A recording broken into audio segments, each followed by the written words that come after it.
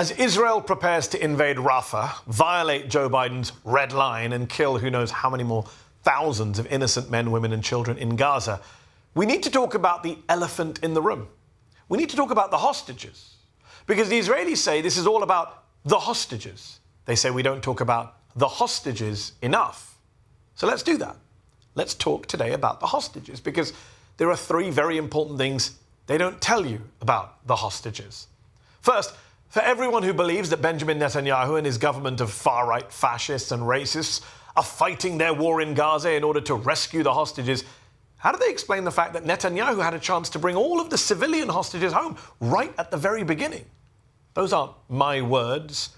That's not my opinion. It's the view of Chaim Rubinstein, who until very recently was a spokesman for the families of the Israeli hostages, and who said last week, quote, "We learned that Hamas offered on October 9th or 10th to release all the captive civilians in its hands if the IDF did not enter the Gaza Strip, but the government rejected the offer." In fact, the Washington Post reported on a similar proposal at the end of October, saying Hamas was proposing to release all foreign civilian hostages in exchange for a 5-day ceasefire. Israeli civilian hostages would be released if additional demands were met, he said, including the release of Palestinian women and children in Israeli prisons and the opening of the Rafah border crossing. Second, for everyone who pops up on my Twitter feed to still tell me, well, Hamas could end this war if they just released all the hostages, have they paid any attention to anything the Israeli government has actually said on this subject? Israeli officials have said time and again that the war won't end until Hamas is destroyed, regardless of whether the hostages are released. Bezalel Smotrich, Israel's finance minister, made clear this week he was opposed to any hostage release deal that stopped Israel from going into Rafah. Now, you might say, that's just Smotrich, he's not in charge. Well, Prime Minister Benjamin Netanyahu also said this week that he would invade Rafah with or without a deal on the hostages. His words, not mine. And third, something that keeps being left out of the mainstream media, ignored by all those who claim to care about hostages, is that the hostages at the core of this conflict, at the heart of this current round of killing and violence, aren't just Israelis, they're Palestinians too.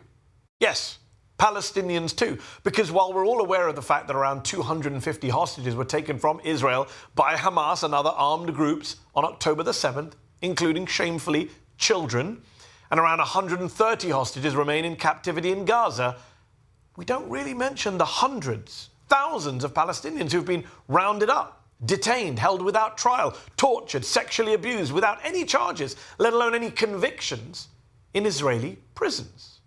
And I'm not even talking about just since October the 7th. I'm talking about before October the 7th.